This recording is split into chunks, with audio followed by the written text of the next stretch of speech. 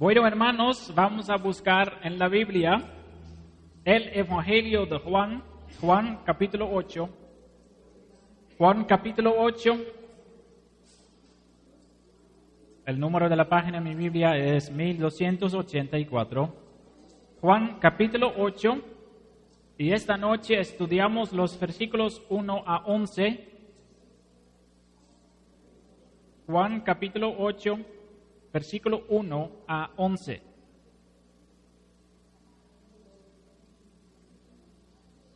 Juan capítulo 8, versículo 1 a 11. Pero primero, como siempre, vamos a resumir un poco lo que hemos estudiado en el capítulo anterior, el capítulo 7. Y en el capítulo 7 hemos visto un conflicto, podemos decir, entre Jesús y los líderes religiosos de los judíos, los líderes de las iglesias, podemos decir. Los líderes de las iglesias no estaban de acuerdo con Jesús, o con palabras más fuertes. Ellos tienen un odio tremendo en su corazón, un odio tan fuerte que ellos quieren matar a Jesús. Imagínense, líderes de la iglesia que quieren matar a Jesús por las enseñanzas que Él está enseñando en el templo. Y varias veces esos líderes de los judíos, esos líderes religiosos que se llaman fariseos y los escribas, ellos varias veces trataron de coger preso a Jesús. Pero ellos no lo pudieron hacer. ¿Por qué no? Porque Jesús estaba bajo la protección de su Padre Celestial. Ellos no pudieron. Varias veces esos líderes religiosos están tratando de impedir que Jesús está predicando la palabra. Ellos no quieren que Jesús está enseñando la palabra. Porque el mensaje de Jesús es un mensaje fuerte para ellos. Porque Jesús dice que ellos tienen que arrepentirse. Que ellos tienen que recibir una vida nueva. Y esos líderes religiosos piensan que ya son buenas personas. Que no necesitan el arrepentimiento. Y en la semana pasada, en el estudio de la semana pasada, hemos visto que los líderes judíos enviaron a un grupo de guardias del templo a Jesús para cogerlo preso. Y entonces podemos decir que un grupo de militares, hombres fuertes, valientes, van a tratar de coger preso a Jesús. Y eso es fácil, ¿verdad? Porque Jesús en toda la palabra no usa violencia.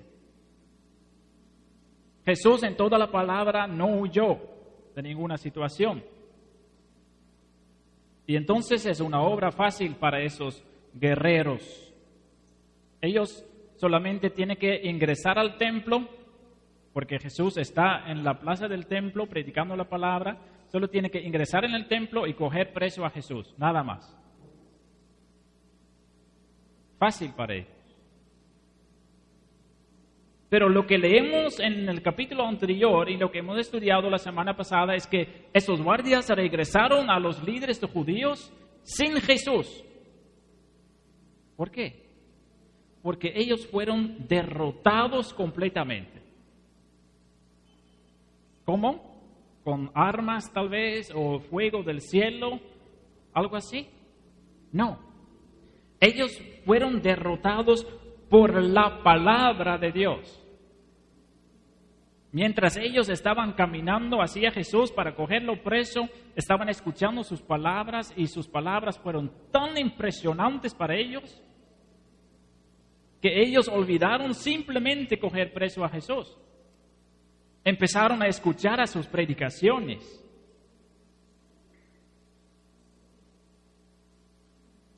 Y entonces, en eso podemos ver la palabra, el poder de la palabra de Dios. Y entonces Jesús tranquilamente está enseñando en la plaza del templo y nadie lo puede impedir. Nadie.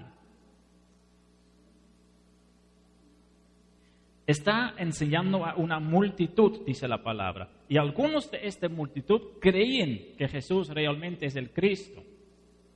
Y algunos no, dice la palabra.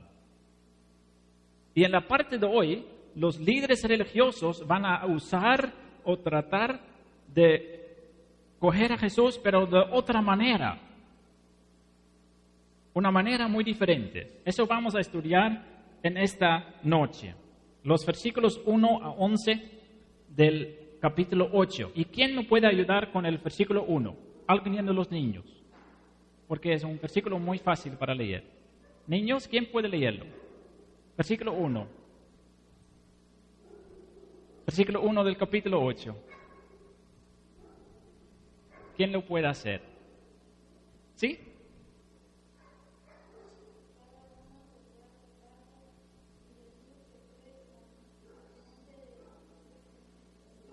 Sí, al monte de los olivos va Jesús. Dice esa parte. Jesús va al monte de los olivos. Entonces, Jesús va a salir el templo, va a salir Jerusalén y Él va al monte de los olivos. Él va a estar en la naturaleza, podemos decir. ¿Por qué? Es porque Jesús quiere estar a solas con su Padre. Siempre cuando Jesús tenía un discurso con los líderes religiosos, leemos en la palabra que Jesús, después de esos tiempos, va a un lugar tranquilo para estar a solas con Dios. Jesús tomó tiempo para estar con su Padre Celestial, para orar, para hablar con su Padre. Y eso nos hace una pregunta. ¿Qué hacemos nosotros en tiempos de preocupación? En tiempos en que estamos muy ocupados, en tiempos en que muchas cosas están en contra de nosotros, en tiempos de problemas. ¿Qué hacemos nosotros en general? Tal vez diga alguien aquí, hermano, cuando estoy ocupado y con todas las cosas, en estos tiempos olvido un poco de la iglesia, olvido un poco de las cosas de Dios porque no tengo tiempo para orar y no tengo tiempo para ir a la iglesia, no tengo tiempo para leer la palabra. Eso es lo que sucede normalmente en nuestra vida, lamentablemente. Pero Jesús, justo en estos tiempos de problemas, de resistencia, de oposición, toma tiempo para estar en la presencia de su Padre, para orar, para hablar. Y entonces eso es una enseñanza para cada uno de nosotros. Justo en estos tiempos difíciles en nuestra vida, en estas preocupaciones, tenemos que buscar a Dios. Eso debe ser nuestra primera prioridad, podemos decir. ¿Sí? Entregando también nuestro peso con que estamos cargados para entregarlo a Jesús. ¿Sí? Entonces, Jesús se fue al monte de los olivos para estar a solas con Dios. Eso es la razón. Y, versículo 2, ¿qué va a hacer el siguiente día? Versículo 2, ¿quién me puede ayudar con el versículo 2?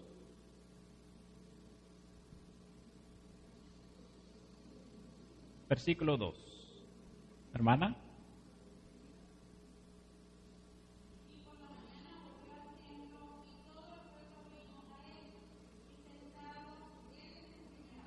Ya, gracias. Entonces, el siguiente día Jesús va a regresar al templo. Él regresa al templo y está en la plaza del templo enseñando a la multitud, sentado. Si leemos este versículo bien, encontramos a una situación de paz, de tranquilidad. Jesús está enseñando tranquilamente entre esa gente, sentado. ¿Sí? Y lo que leemos también es que todo el pueblo vino a él. Entonces no estamos hablando sobre pocas personas. Hay un grupo grande. Todo el pueblo vino a él. ¿Sí? Hay mucha necesidad espiritual. Mucha necesidad espiritual. Hay hambre espiritual, podemos decir. El pueblo está muy interesado en lo que Jesús va a enseñar. La gente quiere escuchar sus enseñanzas. ¿Tenemos esa hambre también?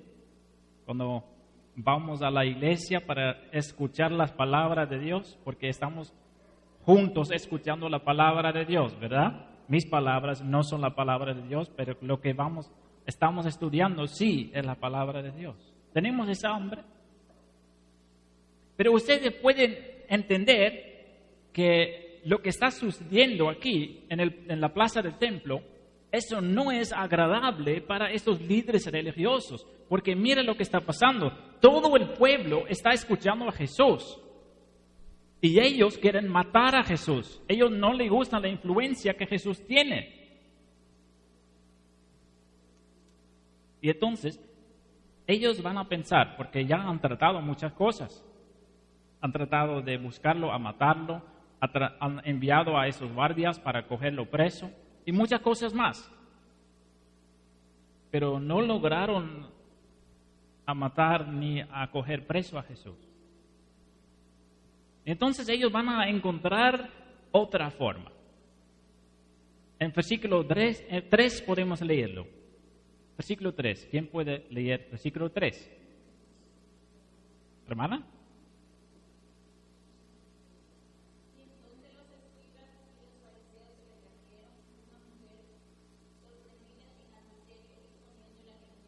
Ya.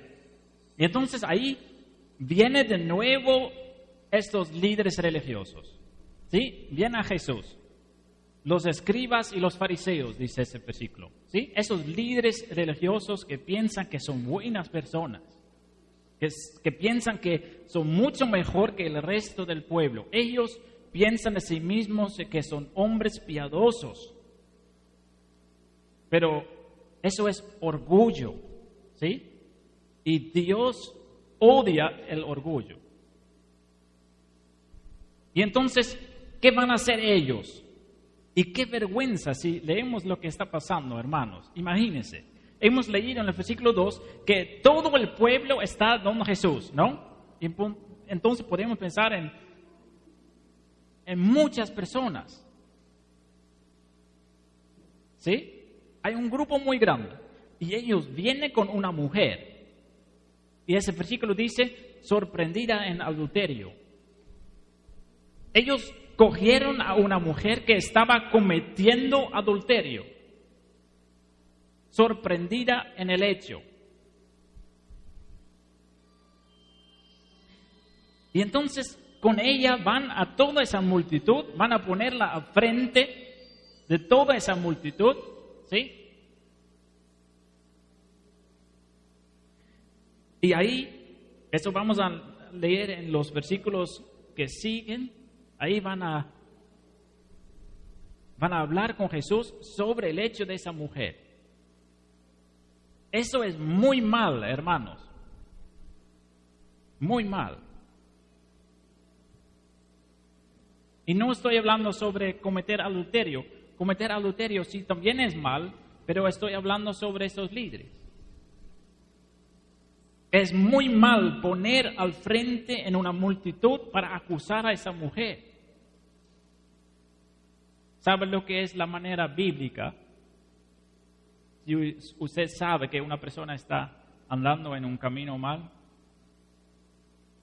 la manera bíblica es no hablar con todos sobre esta persona. Eso es muy mal. Porque prácticamente significa que está haciendo lo mismo. Aunque el multitud no está juntos, si usted está contando una mala historia a otras personas, prácticamente está poniendo al frente una persona por una multitud. La manera bíblica es esta.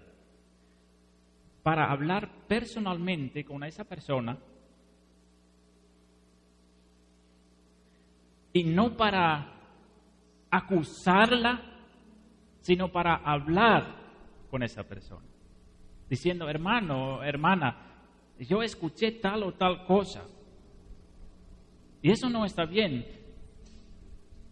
pero yo quiero saber, ¿por qué está pasando esas cosas en su vida? ¿Puedo tal vez ayudarle en algo? ¿Puedo tal vez orar por usted? Y yo no soy mejor, pero lo que está pasando hay cosas que no van bien en su vida. Y no puede esperar la bendición de Dios si está caminando en un camino mal. Eso es la forma bíblica. ¿Sí? Entonces, no hablar con toda la gente, sino hablar personalmente con esa persona. También si usted no conoce a esta persona. Pero esos líderes no están interesados en esta persona. Ellos solo están interesados en usarla para condenar a Jesús, como vamos a ver más adelante. Y entonces vamos al versículo 4 y 5. ¿Quién puede leer el versículo 4 y 5? ¿Hermana?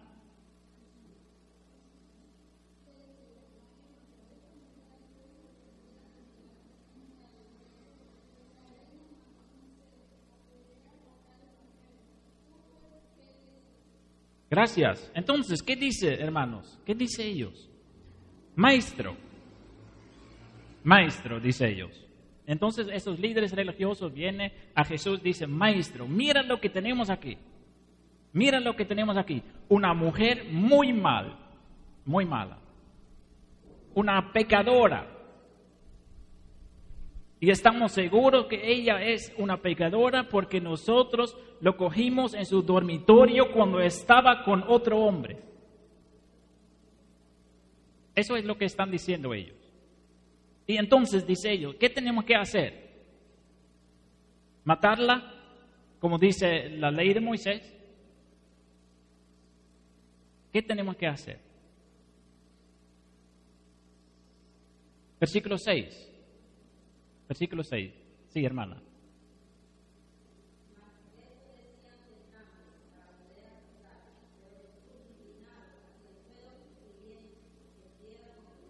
Ya, gracias. Es una trampa. Es una trampa. Dice el versículo 6. Porque tenemos que pensar, porque es verdad que la Biblia dice en el Antiguo Testamento, dice la Biblia, hay una ley que dice eso en las leyes de Moisés, que una mujer tiene que morir cuando está cometiendo adulterio. Es verdad que la Biblia lo dice. Y entonces, ¿qué va a pasar? Si Jesús tiene dos opciones, ¿verdad? Él puede decir, no, usted no tiene que hacerlo. Puede ser, pero si Jesús va a decir esto, significa que Él dice, la ley de Moisés no es cierto. Y entonces, ¿qué van a decir esos líderes? Ellos van a decir, mira, Jesús lo que está haciendo, Él dice que la Biblia no es verdad. ¿Sí? Entonces, eso es la primera opción. Y la otra opción es que Jesús va a decir, sí, hay que hacerlo según la ley. Es verdad, hay que apedrearla. Pero si Jesús va a decir esto, significa que Él va a tener problemas con los romanos. Porque los romanos son los jefes en Israel. Entonces, los romanos dicen que es prohibido hacerlo. Y entonces, significa que cuando Jesús va a decir, sí, tiene que hacerlo, que los romanos vienen para arrestarlo por rebelión. Entonces, muy inteligente lo que están haciendo esos líderes, ¿verdad? Porque si Jesús va a decir sí, Él tiene un problema, y si Él va a decir no, también tiene un problema. ¿Sí? Parece una trampa perfecta, muy inteligente. Así se puede coger a Jesús. Eso es la idea. Pero qué pena para ellos. Mira la reacción de Jesús. El versículo lo dice, pero Jesús, inclinado hacia el suelo, escribía en tierra con el dedo. Él está escribiendo en la tierra, en el polvo, negándolos completamente. No responde. Versículos 7 y 8. Sí.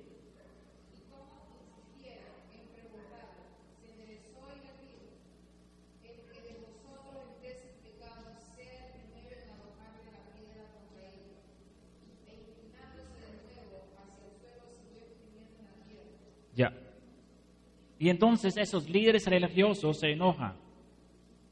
¿Sí? Ellos dicen, ya hemos pensado en una trampa tan buena y ahora Jesús no va a dar una respuesta. Siempre está dándonos una respuesta y ahora Él no va a respondernos. Entonces están enojados y insisten en preguntarlo. Respóndanos, maestro. Y todo el tiempo Jesús está escribiendo en la tierra. Pero finalmente reacciona Jesús. Y la respuesta es una respuesta muy sabia. Él dice, Él que está sin pecado, Él puede tirar la primera piedra.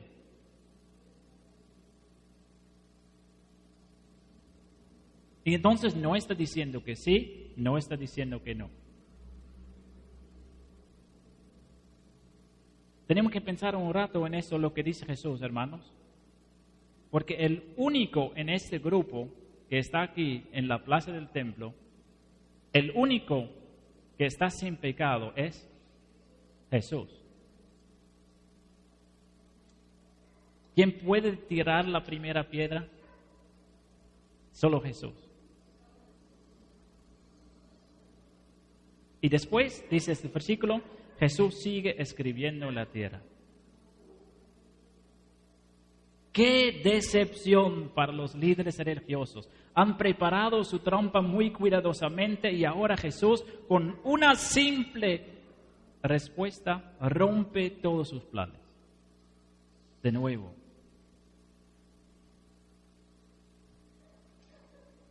Y también está dando una lección inolvidable. No solo para ellos, también para nosotros. Porque nosotros, hermanos, tan fácilmente podemos condenar a otros. Tan fácilmente podemos decir lo que está mal en la vida del otro. Condenar al otro es orgullo. Hablar con otra persona sobre sus cosas que no van bien en su vida de una manera cariñosa, eso es humildad. Pero condenar a otros sin hablar con ellos o hablar muy fácilmente lo que está mal en la vida de ellos, eso es orgullo. Así nos hacemos mejores que otros. Porque con decir, mira lo que está mal en la vida de esa persona, así decimos, yo soy mejor. ¿Sí? ¿Y qué dice Jesús? El que está sin pecado, él ya puede empezar. Él ya puede empezar a apedrearla. Esa es la respuesta de Jesús. Y versículo 9. Versículo 9. ¿Quién puede? Sí, hermana Rosa.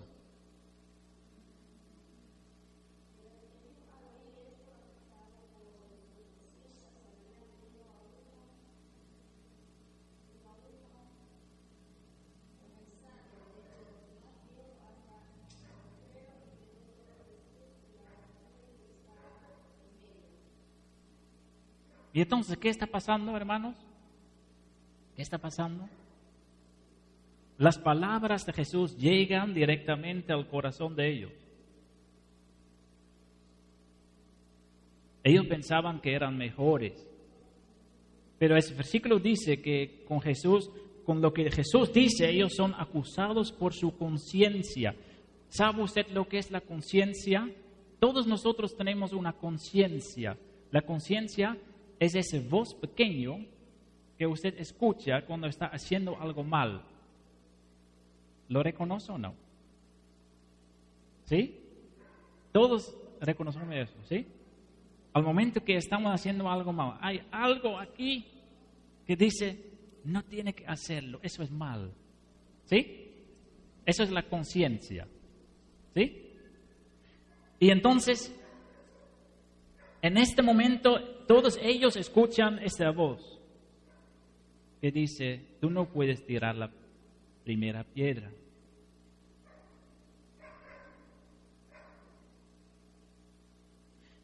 ¿Y qué pasa? ¿Van a esperar hasta que uno de ellos va a tirar una piedra? No. La palabra dice que salen uno a uno.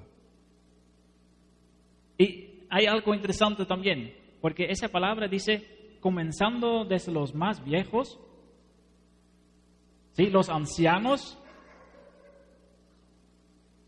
los que tienen más experiencia en la vida, los que tal vez saben un poco mejor que no son mejores, y después los jóvenes que todavía tienen un poco más orgullo y piensan que la vida está en sus manos. Pero todos van a salir, todos, avergonzados, hasta que solo quedaron Jesús y esta mujer. Hemos empezado con una multitud, ¿verdad? Porque el versículo 2 lo dice, ¿verdad? Todo el pueblo estaba con él.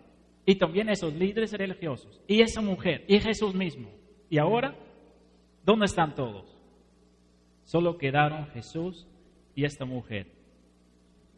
Y ahí Jesús va a coger la primera piedra y lo va a tirar, ¿verdad? Porque Él está sin pecado. Mira lo que va a suceder, hermanos. Versículo 10. ¿Quién puede leer el versículo 10, hermana? Enderezándose Jesús y no viendo a nadie, sino a la mujer, le dijo, mujer, ¿dónde están los que te están acusaban? Ninguno te condenó. Gracias. ¿Y el versículo 11? ¿Quién puede leer el versículo 11? Alexander.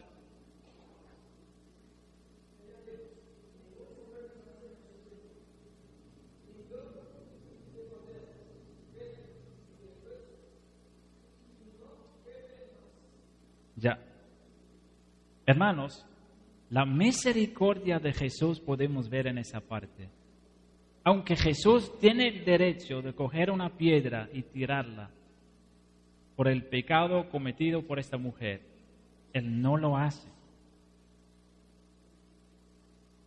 Y lo que podemos ver en esta parte también, que también es un milagro para mí, para verlo, esa multitud no está pensando en esa mujer. Solo la llevan a Jesús para poder condenar a Jesús.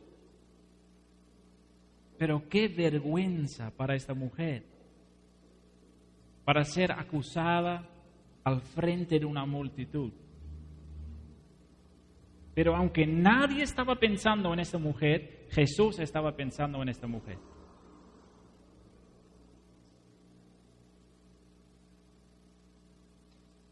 Eso podemos leer en esa parte. Porque la única persona con quien Jesús está hablando es esta mujer. Entonces, hermanos, ¿significa que Jesús acepta lo que estaba haciendo esta mujer? No. Tenemos que leer bien. Él no solo dice, no te condeno, porque eso dice, no te condeno. Pero también dice, no pequéis más.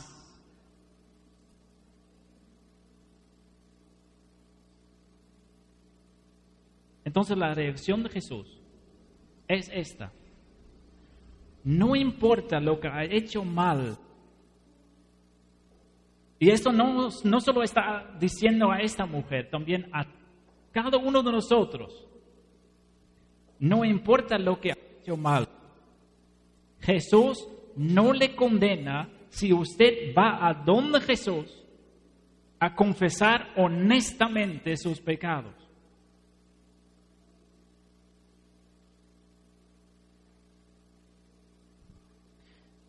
Pero si no queremos confesar nuestros pecados, ahí sí vamos a recibir condenación. Hay que confesar su pecado. Y tampoco significa que al momento que usted va a confesar sus pecados a Jesús, que puede seguir en la maldad, porque eso también encontramos mucho. Sí, una persona que comete un error que dice, perdóname Señor, y después va a seguir en el mismo camino. Eso no es arrepentimiento, eso no es confesar. Confesar sus pecados es confesarlos y dejarlos. ¿Sí? Arrepentimiento es parte del perdón. Entonces, la conclusión. Hay que tener mucho cuidado con condenar a otros. Nadie es perfecto y si pensamos que somos mejores que otros, significa que estamos mal.